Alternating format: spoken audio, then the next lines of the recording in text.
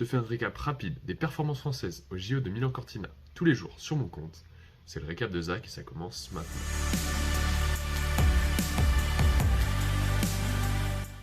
Pour commencer la journée, on a pu déguster une belle 5e place de Nils Allègre et Clément Noël dans la nouvelle épreuve de combiné alpin. Malheureusement, nos deux Français n'iront pas chercher la 3e médaille tricolore. Nos deux autres paires de Français finissent eux à la 17e et 18e place du classement. Ok, on a pu suivre le dernier match de notre équipe de France féminine. Elle jouait hier contre l'Allemagne. Les chances de qualification étaient quasi nulles, mais les Bleus ont voulu se battre jusqu'au bout pour chercher leur première victoire olympique.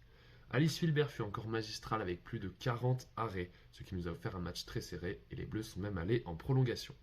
Malheureusement, les Françaises craquèrent rapidement à la prolongation et permettent à l'Allemagne donc de se qualifier. Merci les filles pour ces beaux premiers jeux de l'histoire de cette délégation et merci pour les émotions. Et il y en a un autre qui nous aura donné de belles émotions avec la meilleure performance française de l'histoire et il s'appelle Valentin Foubert. Il concourait hier soir sur l'épreuve du petit tremplin en saut à ski. Alors qu'il ne partait pas favori, le jeune Français de 23 ans se classe deuxième de la première manche finale en réalisant sa meilleure performance. Lors de la deuxième manche, il réalise un joli saut, mais qui malheureusement ne suffira pas pour le podium. Il lui permet quand même de réaliser la meilleure performance française de l'histoire en saut à ski chez les hommes en lui offrant une belle 5e place. On termine la journée avec le patinage artistique et le retour de Guillaume Cizeron et Laurence Fournier-Baudry. Grands favoris de leur groupe dans cette première étape de l'épreuve, sans surprise, ils survolent le concours et se qualifient haut la main, réalisant la meilleure performance de la saison et surpassant pour la première fois cette année les grands favoris américains. Ils prennent donc la première place provisoire. Il n'était pas le seul couple tricolore à s'élancer pour la danse sur glace rythmique hier soir. Ejvena Lopareva et Geoffrey Brissot étaient aussi de la partie et nous ont offert une belle performance, les classant pour le moment à la 8e place. Malheureusement, malgré cette belle journée pleine d'émotions, pas de nouvelle médaille pour le clan tricolore qui stagne au classement des médailles, se trouvant en ce début de journée à ex-aequo à la 8e place. Mais aujourd'hui, le programme est très chargé, sûrement la plus grosse journée depuis le début de ces Jeux. La journée démarre avec les qualifications du sprint en ski de fond, à partir de 9h15 pour nos 4 Françaises et 10h pour les hommes qui seront aussi 4 à représenter la France.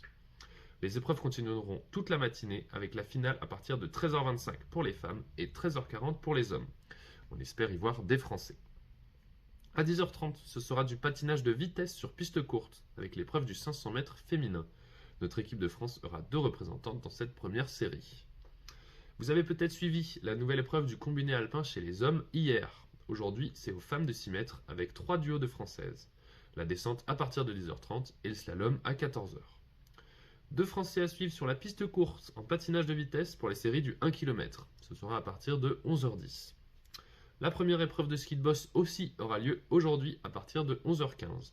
4 Français à suivre, dont Benjamin Cavé, 4e au dernier JO.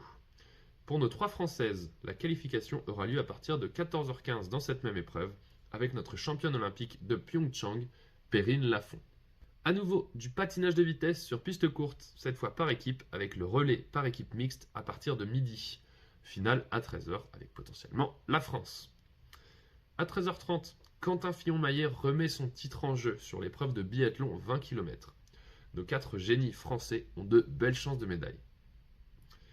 On termine la journée avec du patinage artistique et l'épreuve individuelle masculine avec 2 représentants français à partir de 18h30. Et dernière épreuve de la journée pour nos Français, le saut à ski par équipe mixte à partir de 18h45, finale à 20h. Je vous remercie de m'avoir écouté et moi je vous dis à demain pour un nouveau récap.